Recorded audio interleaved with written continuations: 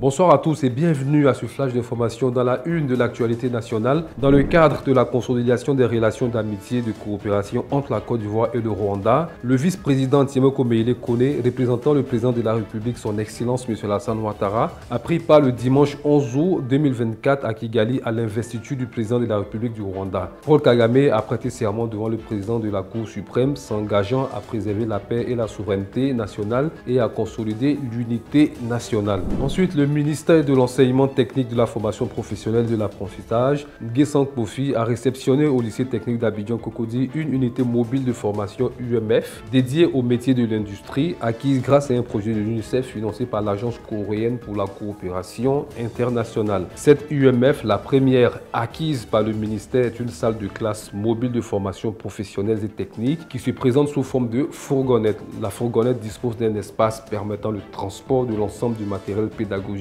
et de l'outillage entreposé dans ces malles et d'un espace atelier. Et enfin, dans l'actualité nationale, en vue de renforcer les compétences opérationnelles des autorités préfectorales et judiciaires du district autonome du Denguélé, le ministre de l'Emploi et de la Protection sociale Adama Kamara a procédé à Odiéné à une remise de matériels informatiques et de fournitures de bureaux à l'ensemble des préfectures, sous-préfectures et à la section du tribunal du district autonome du Denguélé. Ces équipements vont permettre aux services bénéficiaires d'offrir des prestations de qualité aux populations.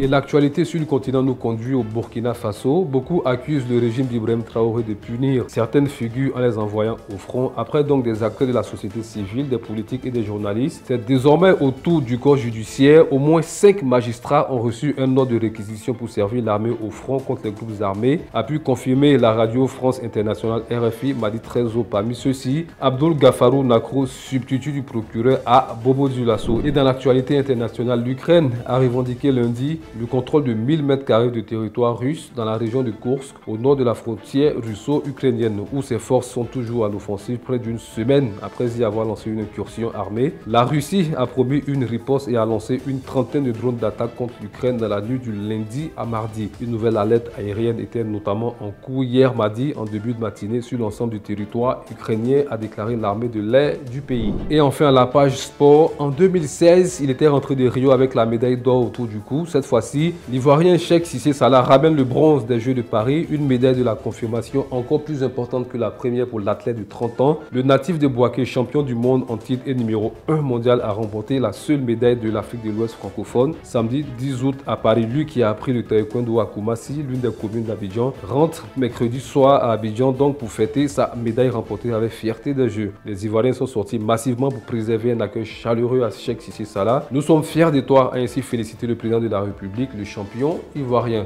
Et voilà, c'est tout pour ce flash d'information. Merci d'être toujours aussi nombreux à nous suivre du côté du Sénégal, de l'Afrique du Sud, et mention spéciale à Abou Touré qui nous suit depuis la Côte d'Ivoire.